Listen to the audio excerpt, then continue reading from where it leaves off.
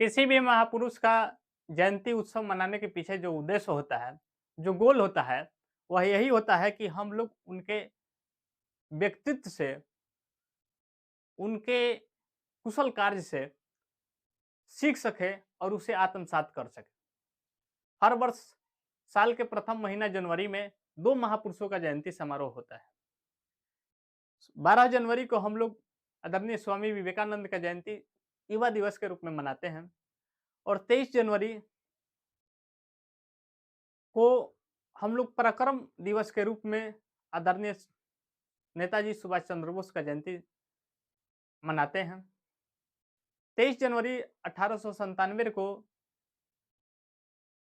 कटक में नेताजी सुभाष चंद्र बोस का जन्म हुआ। जानकी नाथ बोस उनके पिता का नाम एवं प्रभावती बोस उनके माता का नाम रहा है। नेताजी सुभाष चंद्र बोस बचपन से ही जीनियस विद्यार्थी थे और वह एक जागरूक व्यक्तित्व थे। गुलाम भारत में आजाद मानसिकता के साथ जन्म लेना ही क्रांति था और नेताजी उस गुलाम भारत में आजाद मानसिकता के साथ पैदा हुए थे। जब नेताजी सुभाष चंद्र बोस कॉलेज के विद्यार्थी थे, उस समय वह काउंसिल हेड थे और उनके कॉलेज में वाइटन एपिसोड नाम के एक प्रोफेसर हुआ करते थे, जो भारत के संस्कृति, भारत की सभ्यता और भारत के लोगों का बड़ा मजाक उड़ाया करते थे। भारत के विद्यार्थियों का पिटाई भी जमकर करते थे। इससे भारत के विद्यार्थियों में काफी रोष रहता था। सुभाष चंद्र बोस भी इससे काफी आहत थे। फिर एक दिन क्या हुआ कि सुभाष चंद्र बोस विद्यार्थियों के साथ इसकी शिकायत प्रिंसिपल से की, लेकिन प्रिंसिपल के द्वारा इस बात को गंभीरता से नहीं लिया गया और नहीं लेने के बाद नेताजी सुभाष चंद्र बोस ने कॉलेज कैंपस में अनशन कर दिया। अनशन का जब समाचार पत्रों में छपा तो कॉलेज प्रशासन पर दबाव बना और कॉलेज प्रशासन प्रोफेसर और विद्यार्थियों के बीच मध्यस्थता कराया। लेकिन इस मध्यस्थता का भी प्रभाव एपिसोड साहब पर कुछ नहीं पड़ा और वह निरंतर अपनी पूर्व की आदत के अनुसार वह भारतीय लोगों का मजाक, भारतीय संस्कृति का मजाक, भारतीय विद्यार्थियों की पिटाई करते रहे। फिर एक दिन क्या हुआ कि पैटर्न एपिसोड साहब को विद्यार्थियों ने जमकर धो दिया। उनके पिटाई में नेताजी सुभाष चंद्र बोस का भूमिका कितना था यह तो नहीं कहा जा सकता, लेकिन उनके पिटाई के बाद कॉलेज प्रशासन को लग रहा था कि उसका नेतृत्व नेताजी सुभाष चंद्र बोस ही कर रहे हैं। उसके कारण जांच कमीशन बैठाया गया और उस जांच कमीशन के रिपोर्ट के अनुसार नेताजी सुभाष चंद्र बोस को रिस्ट्रिकेट कर दिया गया। लेकिन नेताजी प्रभावशाली परिवार से थे, जिसके कारण किसी तरह मैनेज हुआ और इनकी स्नातक की पढ़ाई दर्शन शास्त्र विषय से कंप्लीट हुआ। नेताजी सुभाष चंद्र बोस की मां प्रभावती बोस बचपन से ही रामायण महाभारत के साथ महापुरुषों की कहानी सुनाया करते थे, जिसके कारण नेताजी सुभाष चंद्र बोस पर भारत की आध्यात्मिक और भारतीय दर्शन का प्रभाव काफी रहा और वह अपने जीवन में सबसे अधिक आदरणीय स्वामी विवेकानंद और उनके गुरु रामकृष्ण परमहंस से प्रभावित थे। नेताजी सुभाष चंद्र बोस ने अपनी आध्यात्मिक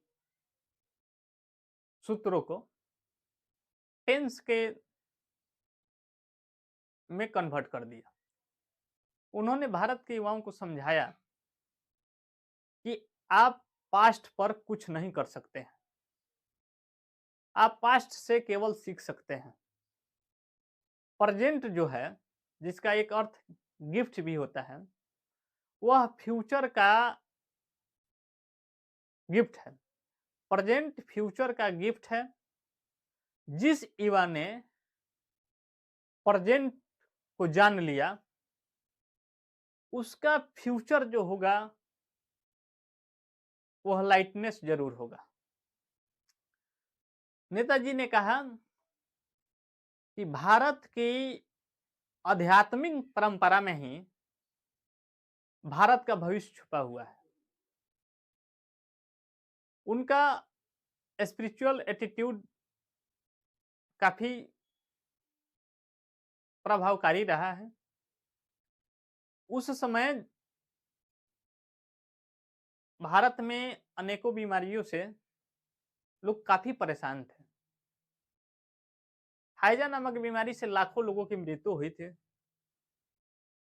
जिसके परिवार में कोई देखने वाला नहीं था, चाहे जो लोग लाचार लोग थे, उसको सुभाष चंद्र बोस उस समय मदद किया करते थे।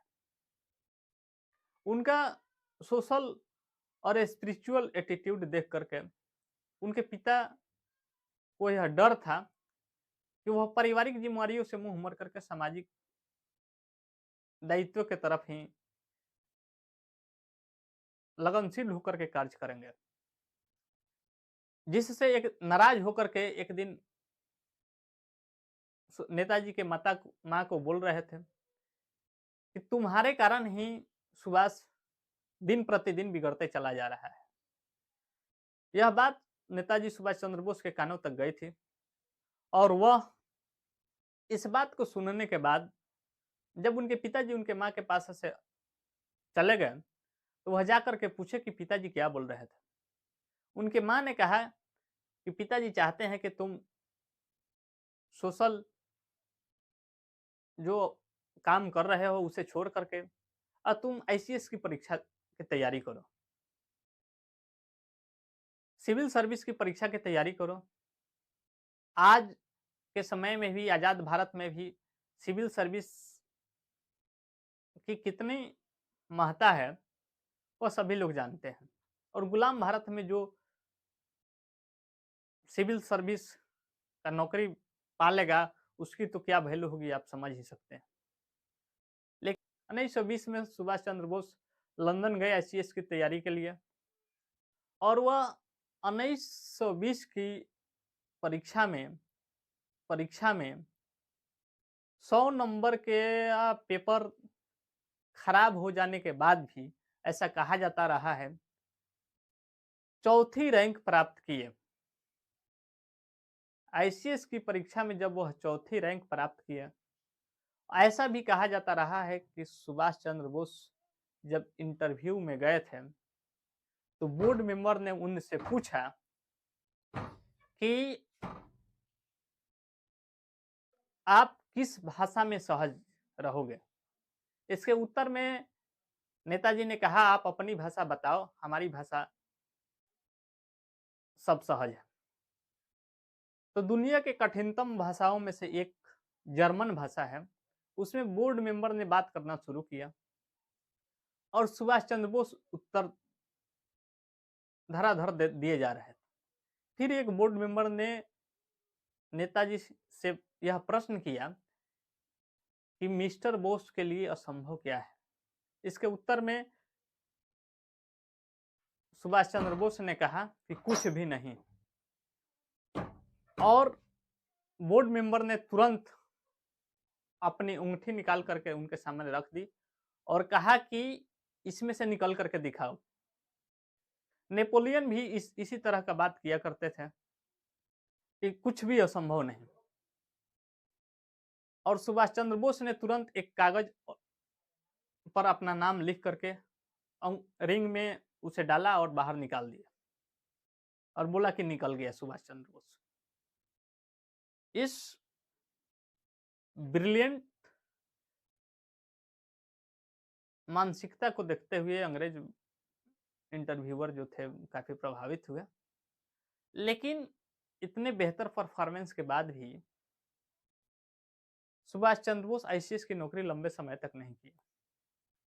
दो लोगों से अत्यंत उनको प्रेम था, एक माँ और एक मातृभूमि। आईसीएस की परीक्षा पास करके उन्होंने अपनी माँ की लाज रख ली